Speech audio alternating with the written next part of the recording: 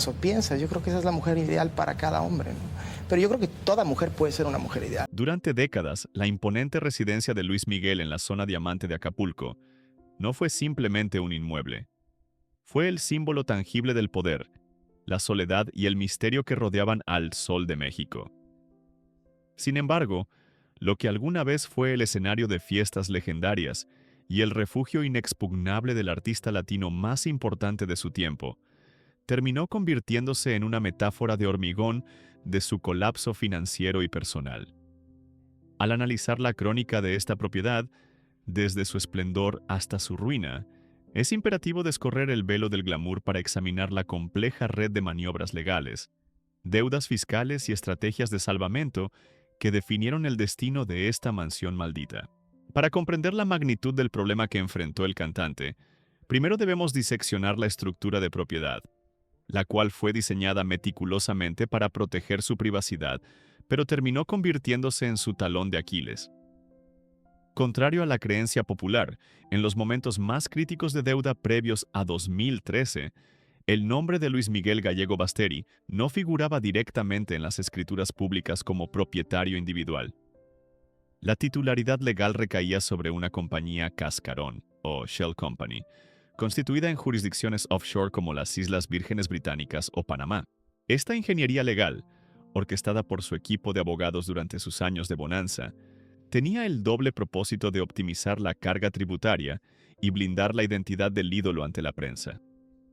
No obstante, cuando la maquinaria financiera de Luis Miguel comenzó a fallar, esta opacidad se transformó en un obstáculo administrativo. La falta de un titular físico directo complicó las notificaciones y negociaciones con las autoridades locales, permitiendo que los intereses moratorios se acumularan en las sombras hasta volverse impagables. La decadencia física y legal de la propiedad fue un síntoma directo de una gestión financiera catastrófica, responsabilidad que recae pesadamente sobre los hombros de su equipo administrativo durante lo que podríamos llamar la década oscura del cantante. Tras la abrupta salida de Alejandro Asensi, el artífice del éxito comercial de Luis Miguel y quien mantenía un control férreo sobre las finanzas, se produjo un vacío de poder que fue llenado por gestores como William Brockhaus. Bajo la administración de Brockhaus, aunque posteriormente este demandaría y ganaría millones en comisiones impagas, la liquidez del artista fue manejada con una negligencia alarmante. Los flujos de efectivo, en lugar de destinarse al mantenimiento de activos estratégicos o al pago de obligaciones fiscales, se disiparon en gastos suntuarios y desorganización. Fue esta falta de previsión la que permitió que la joya de Acapulco dejara de ser un activo para convertirse en un pasivo tóxico, acumulando deudas de impuesto predial y mantenimiento que la volvieron inviable. El conflicto con el Estado no se libró en los tribunales mediante juicios espectaculares protagonizados por abogados mediáticos, sino a través de la asfixia burocrática. Los verdaderos antagonistas legales en esta etapa no fueron litigantes privados, sino el aparato administrativo del Ayuntamiento de Acapulco y el Servicio de Administración Tributaria, SAT. La estrategia de estas instituciones fue fría y pragmática: la amenaza constante de embargo. Mientras el equipo legal de Luis Miguel, representado en ese entonces por la estructura interna de Star Productions, se mostraba errático y desbordado, las autoridades locales presionaban por el cobro de años de impuestos impagos. La situación llegó a un punto de inflexión donde la única salida para evitar la humillación pública de un embargo y remate gubernamental fue la venta forzada del inmueble. Aquí es donde entra en juego la figura crucial de Miguel Alemán Magnani, nieto del expresidente de México y amigo incondicional del cantante. Es fundamental aclarar que Magnani no adquirió la casa para su uso personal, sino que actuó como el arquitecto financiero del rescate de Luis Miguel.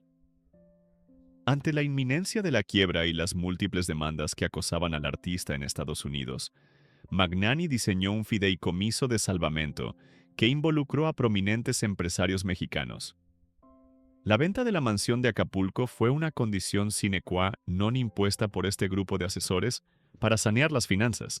La propiedad fue vendida en 2013 en una operación que muchos calificaron de venta de garaje por una suma aproximada de 106 millones de pesos, cerca de 8,8 millones de dólares al tipo de cambio de la época, a una inmobiliaria vinculada a Jaime Camil Garza y un grupo de inversores que, según reportes de prensa, incluía al tenor Plácido Domingo. Esta transacción permitió a Luis Miguel obtener la liquidez necesaria para comenzar a apagar los incendios legales que amenazaban su libertad. Sin embargo, el destino de la mansión no encontró paz tras la venta. Años después de que Luis Miguel se desprendiera de ella, la propiedad volvió a los titulares debido a una intrusión que expuso la cruda realidad de su abandono. A finales de 2020, un grupo de creadores de contenido digital, liderados por el usuario de TikTok conocido como Hugo-GZBN, vulneró la seguridad del recinto. Las imágenes virales que difundieron mostraron un escenario desolador. La piscina vacía y agrietada, los interiores vandalizados y la famosa habitación esférica convertida en ruinas. Esta exposición mediática fue el golpe final al misticismo del lugar. Los intrusos, sin saberlo, aceleraron el destino final del inmueble, pues obligaron a los nuevos propietarios, la inmobiliaria que la había mantenido en espera de una revalorización, a tomar medidas drásticas de seguridad y acelerar los planes de demolición y reconversión del terreno, cerrando así definitivamente el capítulo de la mansión de Luis Miguel. En conclusión, la historia de esta residencia es mucho más que un relato sobre bienes raíces. Es la crónica de una caída y un renacimiento. Desde la complejidad de las empresas fantasma y la negligencia de managers como Brockhaus, hasta la intervención salvadora de la élite empresarial mexicana, encabezada por Alemán Magnani, cada ladrillo de esa casa fue testigo del precio de la fama. La venta de la mansión marcó el fin de una era de excesos y el doloroso pero necesario primer paso hacia la reestructuración de la vida de Luis Miguel, dejando atrás las ruinas de Acapulco para intentar reconstruir su legado. La narrativa mediática que ha rodeado a la icónica residencia de Luis Miguel en la zona diamante de Acapulco a menudo se ha teñido de un tinte sobrenatural, otorgándole el epíteto de la mansión maldita. Sin embargo, un análisis riguroso de los hechos revela que la verdadera maldición no provino de fuerzas oscuras ni de un mal feng shui, sino de una implacable realidad financiera y emocional. La etiqueta de maldita es en esencia una metáfora de la simbiosis destructiva entre la propiedad y su dueño. La prensa y los expertos inmobiliarios notaron una correlación inquietante. A medida que la carrera de El Sol entraba en una espiral de cancelaciones, demandas y aislamiento entre 2009 y 2013, la casa sufría un deterioro físico paralelo.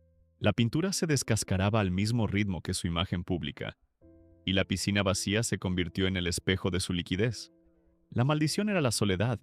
La casa, diseñada para la opulencia y la fiesta, terminó siendo el búnker donde un ídolo se ocultó del mundo, transformándose en un pozo sin fondo de gastos de mantenimiento en una zona geográficamente vulnerable a huracanes, lo que la convirtió en un activo insostenible. Para comprender el desenlace de esta historia, es crucial desmitificar las cifras que circularon en los titulares sensacionalistas. Se habló de deudas millonarias impagables asociadas al inmueble, pero la realidad contable era matizada. Si bien existían adeudos por impuesto predial y derechos de uso de la zona federal marítimo terrestre, estas sumas, que oscilaban en cientos de miles de pesos, eran técnicamente manejables para una figura de su talla. El verdadero problema no era la deuda de la casa, sino la deuda del hombre. La mansión fue sacrificada no porque no pudiera pagarse a sí misma, sino porque Luis Miguel necesitaba urgentemente una inyección masiva de capital líquido, estimada en más de $20 millones, para saldar compromisos con Warner Music, Alejandro Fernández y su ex-manager William Brockhaus. La venta de la propiedad fue una maniobra de emergencia, un botón de pánico financiero, donde el inmueble actuó como el activo de mayor liquidez inmediata para frenar una catástrofe legal mayor. El acuerdo de venta, cerrado con la inmobiliaria de Jaime Camil Garza y Plácido Domingo, no fue una transacción convencional, sino una operación de activo en dificultades. Distressed Asset Sale. El contrato estipulaba condiciones draconianas que reflejaban la urgencia del vendedor y la cautela del comprador. La cláusula más reveladora fue la asunción total de los pasivos por parte de los nuevos dueños, quienes aceptaron absorber las deudas fiscales y de mantenimiento a cambio de un precio de venta castigado, muy inferior al valor comercial de la época. A cambio, Luis Miguel recibió el capital limpio que necesitaba, pero bajo un estricto acuerdo de confidencialidad y una prohibición explícita. Los desarrolladores no podrían utilizar el nombre ni la imagen del cantante para comercializar el futuro proyecto inmobiliario. Compraron la tierra y el concreto, pero se les prohibió capitalizar la leyenda. Además, la entrega fue inmediata, forzando una salida abrupta que no dejó margen para despedidas ceremoniales. Lo que quedó tras esa partida apresurada fue documentado años más tarde por intrusos digitales, cuyas cámaras captaron la psicología del abandono. Al contrario de lo que sugerirían las teorías de una huida en pánico, el interior de la mansión revelaba una retirada calculada y fría. No había muebles, ni obras de arte, ni vestuario. Luis Miguel se llevó todo lo que pudiera tener valor sentimental o económico, dejando atrás solo el cascarón estructural.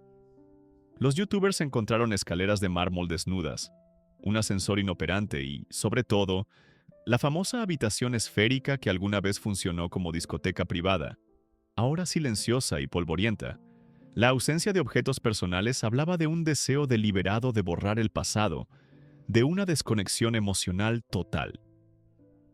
Luis Miguel no solo vendió una casa, desmanteló su hogar, llevándose el alma del lugar y dejando un esqueleto de lujo como testimonio de una época dorada que ya no existía. Finalmente, el destino del terreno confirmó la naturaleza efímera de la fama frente al pragmatismo del negocio inmobiliario. A pesar de los rumores sobre posibles museos o atracciones turísticas, la realidad fue mucho más prosaica: la demolición total. Hacia 2021, la maquinaria pesada entró en el predio de 36.000 metros cuadrados para borrar cualquier vestigio de la estructura original. El plan de los nuevos propietarios nunca fue preservar el legado de El Sol, sino capitalizar la ubicación privilegiada frente al Pacífico para erigir un complejo de departamentos de ultra lujo.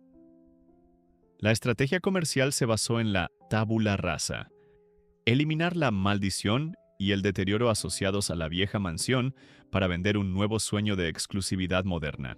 Hoy, sobre los cimientos donde Luis Miguel vivió sus años de gloria y decadencia, se levantan nuevas estructuras anónimas, y los futuros residentes dormirán sobre la historia borrada de un ídolo, demostrando que en el negocio de bienes raíces, el valor del metro cuadrado siempre supera al peso de la nostalgia.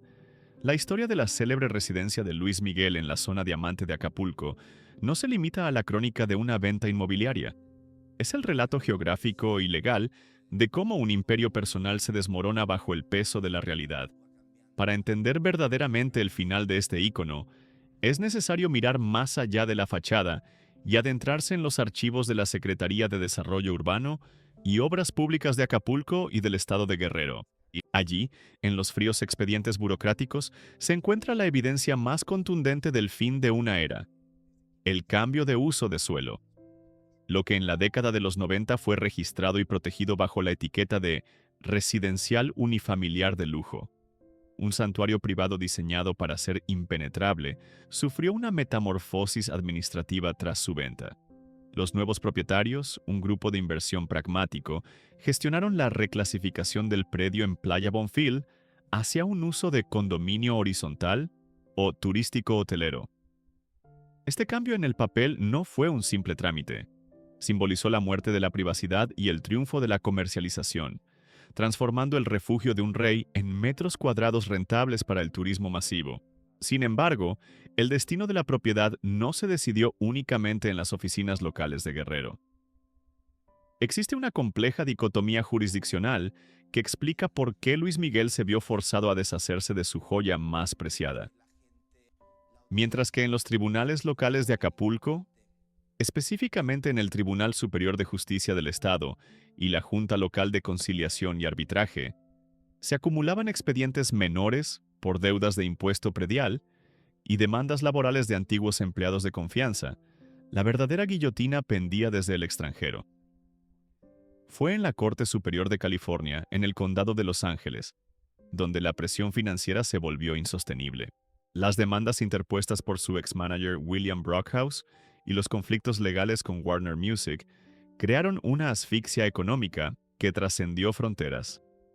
Paradójicamente, aunque la mansión estaba anclada en las arenas del Pacífico mexicano, su venta fue dictada por la urgencia de sentencias emitidas en los Estados Unidos. Luis Miguel tuvo que liquidar su patrimonio en el sur para comprar su libertad y solvencia en el norte. Antes de que las máquinas demoledoras borraran la estructura, el deterioro físico de la mansión narraba su propia historia de decadencia, especialmente en lo que alguna vez fue en el corazón palpitante de la propiedad, la zona de la piscina infinita y la famosa habitación esférica independiente. Este espacio, diseñado acústicamente para funcionar como una discoteca privada, fue el epicentro de las fiestas más exclusivas del continente, testigo mudo de excesos y confidencias de la élite política y artística. Cuando los intrusos digitales violaron la seguridad del recinto años después, las imágenes que capturaron fueron devastadoras. La piscina, otrora un espejo azul que se fundía con el mar, era un estanque de agua putrefacta y vegetación muerta. La discoteca esférica presentaba cristales rotos, techos colapsados y un silencio sepulcral que contrastaba violentamente con el bullicio de su pasado. Esa zona cero de la fiesta se había convertido en el cadáver arquitectónico que mejor ilustraba la soledad y el aislamiento en los que se había sumido el artista antes de huir.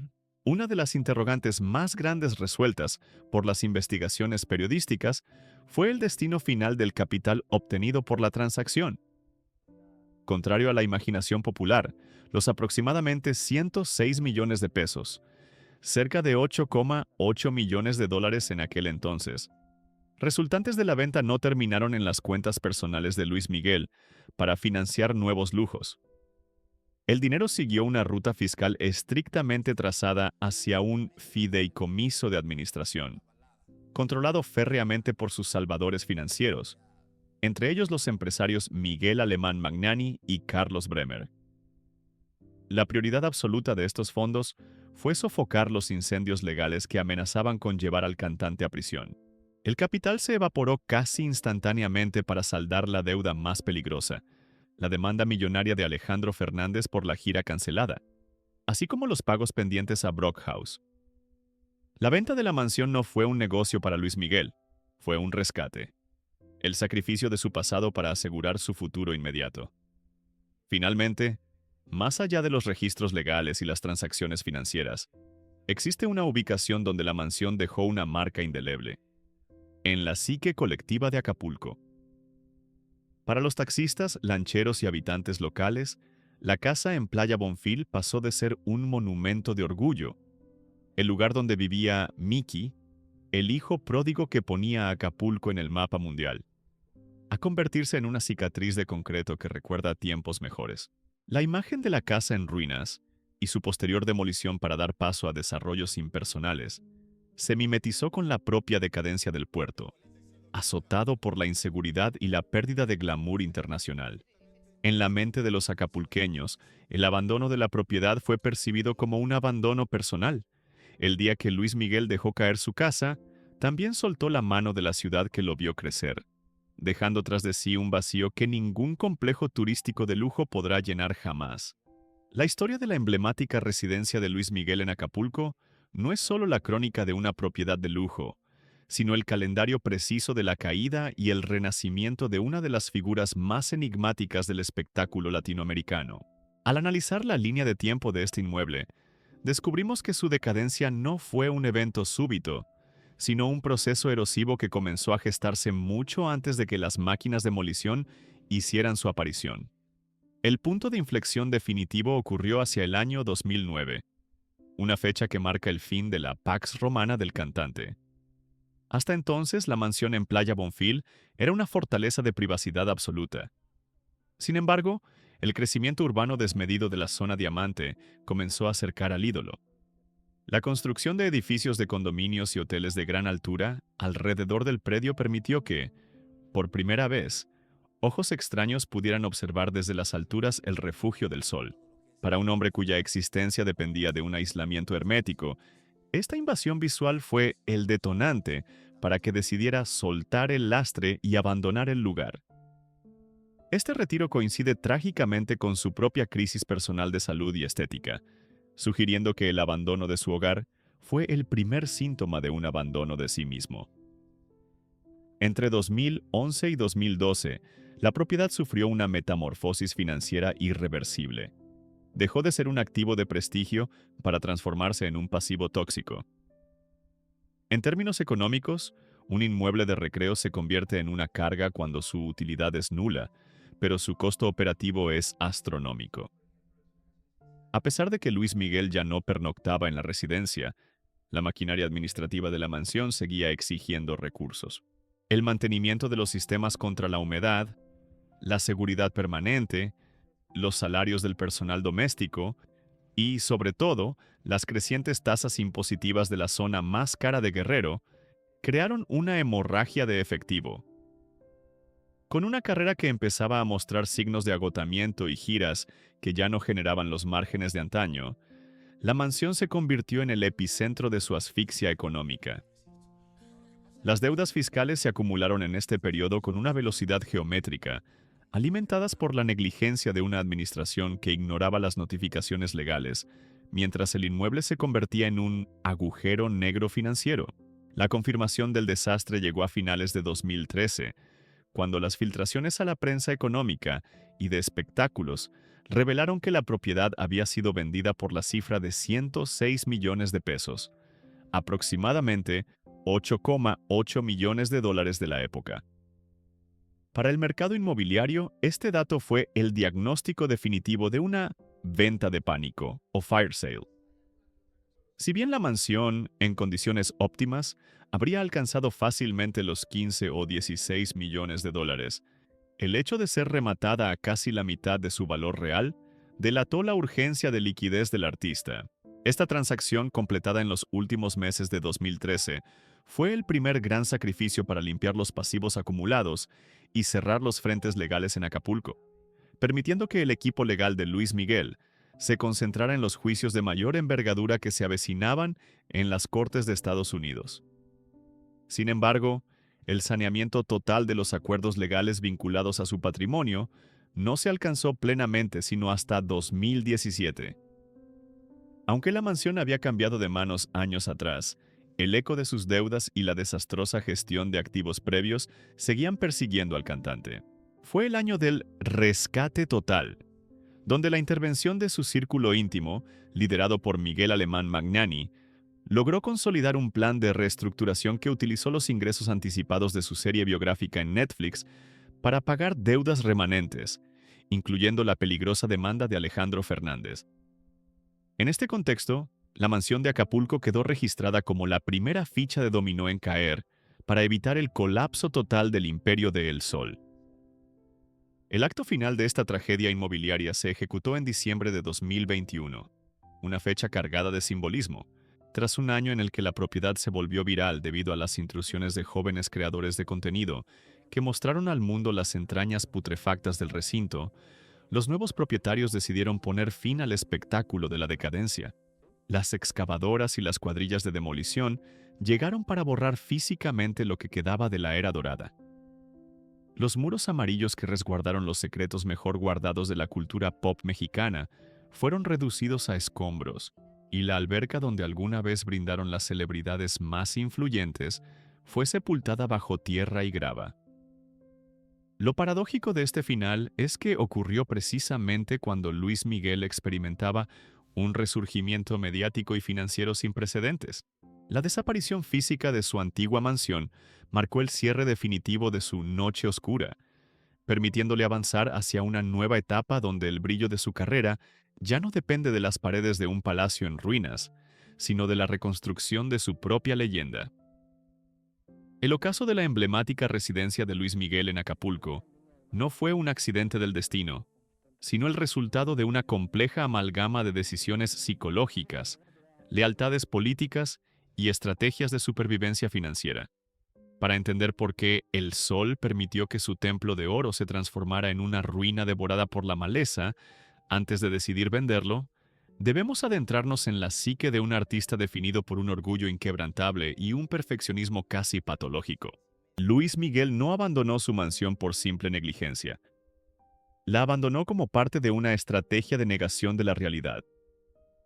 En el mundo de las superestrellas, la apariencia de éxito es tan valiosa como el éxito mismo.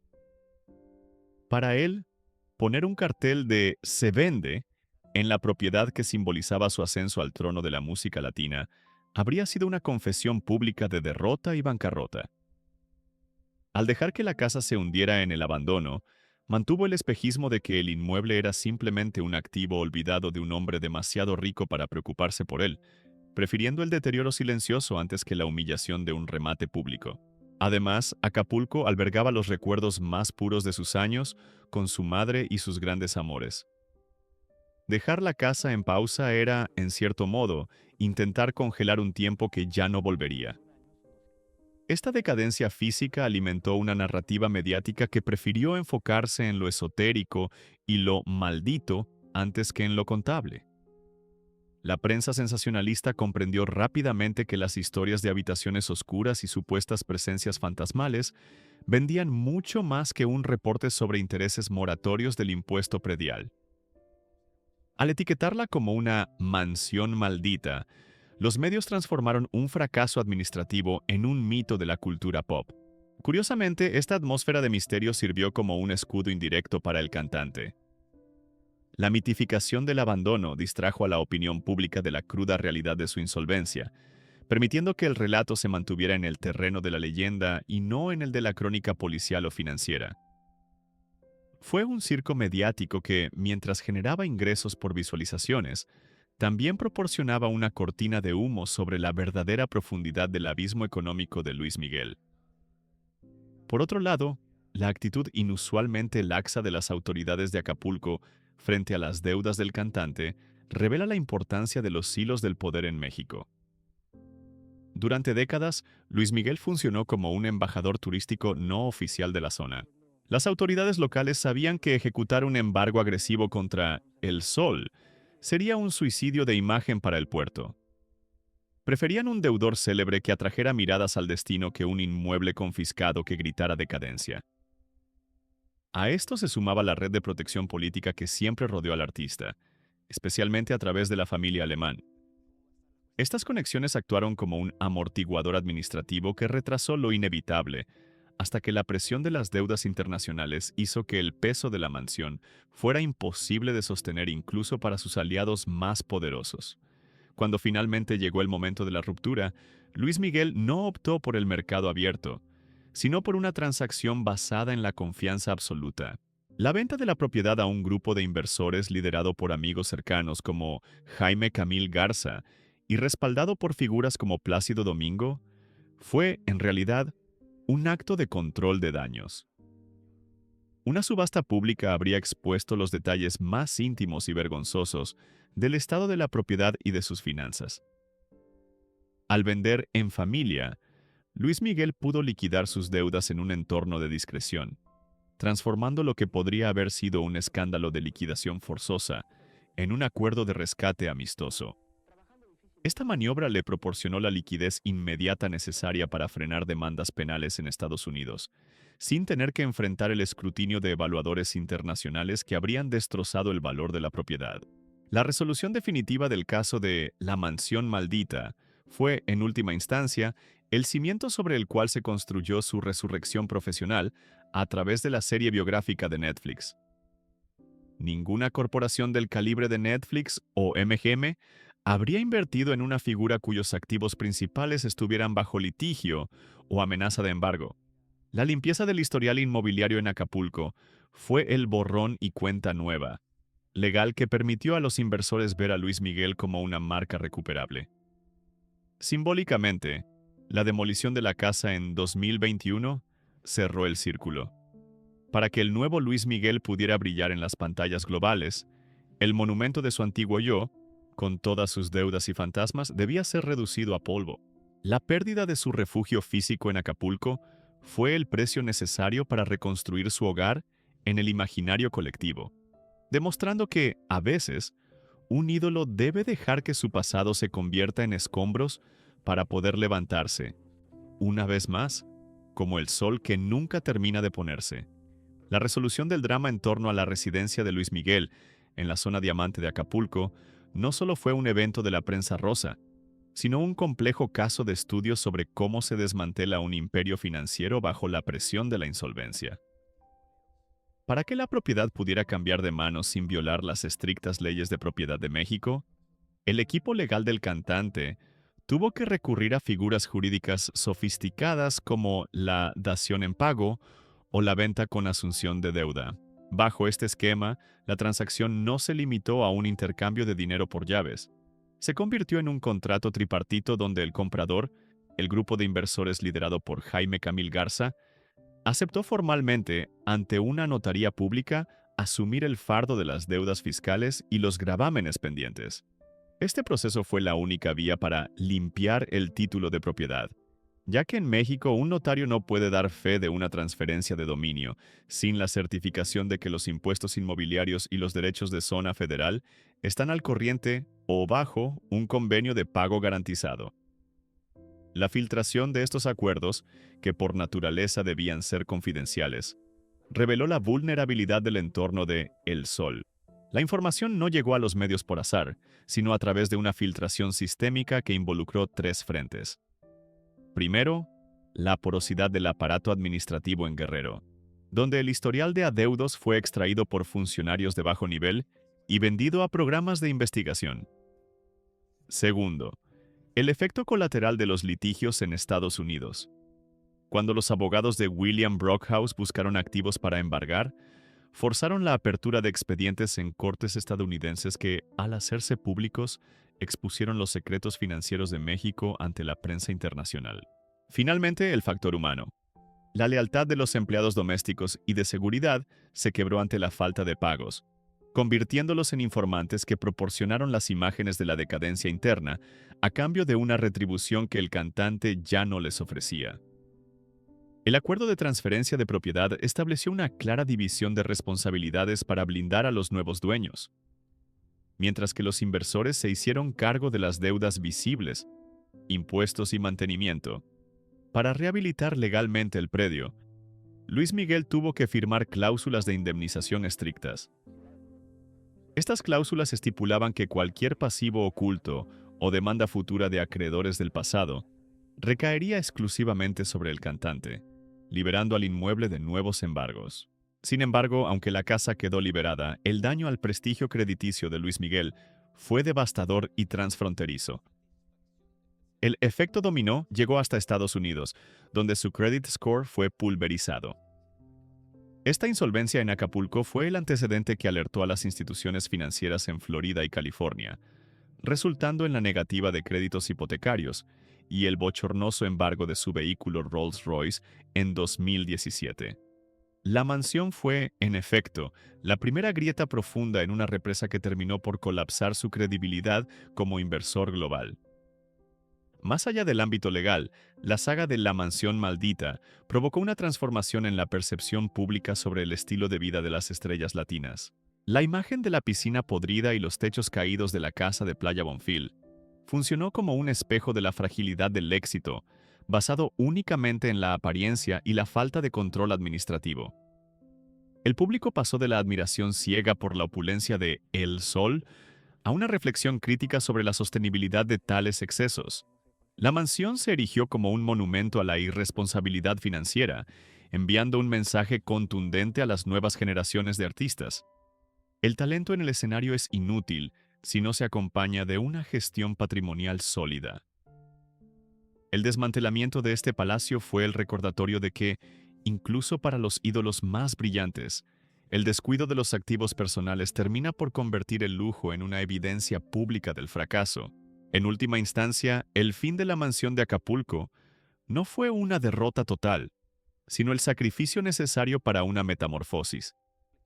Luis Miguel tuvo que permitir que las máquinas nivelaran su pasado para poder reconstruir su futuro. Al deshacerse de esa carga física y legal, pudo presentarse ante los productores de su serie biográfica como un hombre que había limpiado su casa, tanto literal como figuradamente.